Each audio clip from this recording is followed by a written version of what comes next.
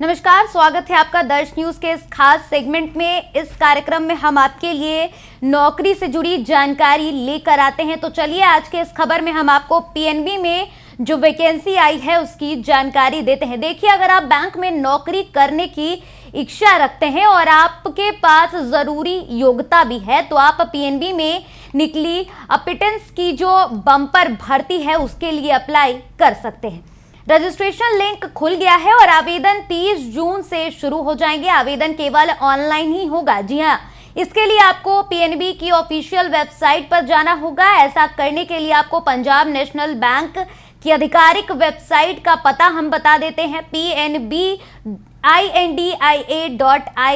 पर जाकर आप सारी जानकारी प्राप्त कर सकते हैं। ना केवल आवेदन कर सकते हैं बल्कि इन भर्तियों का जो डिटेल है वो भी आप प्राप्त कर सकते हैं। इन पदों के लिए रजिस्ट्रेशन लिंक 30 जून के दिन खुला था और आवेदन शुरू हो गए हैं। अप्लाई करने की आखिरी तिथि 14 जुलाई 2024 है। तय तारीख के अंदर बताए गए प्रारूप में आप फॉर्म भर सकते हैं। आगे की अपडेट जानने के लिए ऊपर बताई गई वेबसाइट पर आप जाकर विजिट कर सकते हैं। जो हमने आपको जानकारी दी है pnbindia.in पर जाकर आप पूरी जानकारी प्राप्त कर सकते हैं। पीएनबी में इन पदों पर आवेदन करने के लिए जरूरी है कि कैंडिडेट ने किसी मान्यता प्राप्त यूनिवर्सिटी से ग्रेजुएशन किया हो। इसके साथ ही जरूरी ये भी है कि कैंडिडेट जिस रीजन के लिए अप्लाई कर रहे हैं उस स्टेट यूटी आदि की भाषा की उन्हें बढ़िया जानकारी होनी चाहिए। वो लोकल लैंग्वेज पढ़ना, लिखना और बोलना जरूर जाने।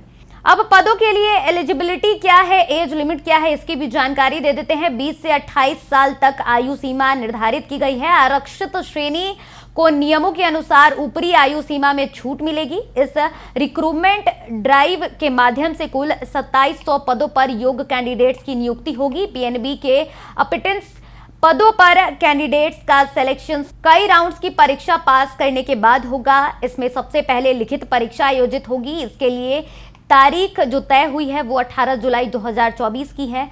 ये एक मल्टीपर्पज यानी कि मल्टीपल चॉइस एग्जाम होगा जिसमें 100 अंक के 100 सवाल आएंगे। पेपर हल करने के लिए 60 मिनट का समय आपको दिया जाएगा। इन पदों पर आवेदन करने के लिए जनरल कैटेगरी के कैंडिडेट्स को 944 रुपए का शुल्क देना होगा। वहीं महिला कैंडिडेट्स एससी और एसटी कैटेगरी के लिए जो शुल्क है वो 708 रुपए निर्धारित की गई है। वहीं पीडब्ल्यूडी श्रेणी के उम्मीदवारों को 472 रुपए का शुल्क देना होगा। सैलरी जिस एरिया में आपकी नियुक्ति होगी उसके बारे में भी जानकारी दे देते हैं कि सैलरी आपको क्या मिलेगी।